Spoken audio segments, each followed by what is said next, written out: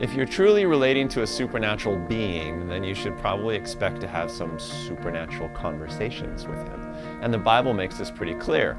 Noah, Abraham, Moses, Joshua, Samson, Deborah, Gideon, Samuel, David, Elijah, Elisha, many of the kings, all of the recorded prophets of the exile, Mary and Joseph, Jesus, the 12, the woman at the well, Paul, Barnabas, Cornelius, Timothy, and oh so many others were directed by personal supernatural revelations.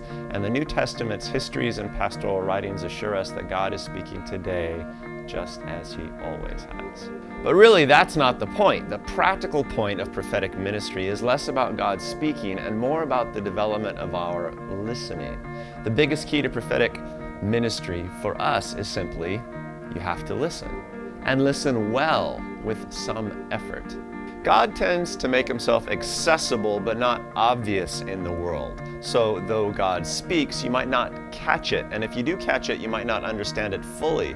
And for most of us, the process of listening usually happens somewhere in the pressure of life. So it takes focus. You might associate prophetic revelation with contemplative monks sitting on mountaintops.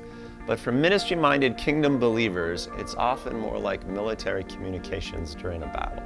But if prophecy isn't obvious, how can you tell when God's speaking to you? How can you be sure you're not making it up?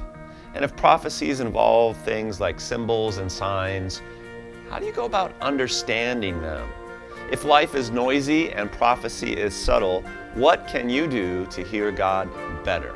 Those are great questions for those of us who want to follow the living, speaking God rather than just following stories about that God.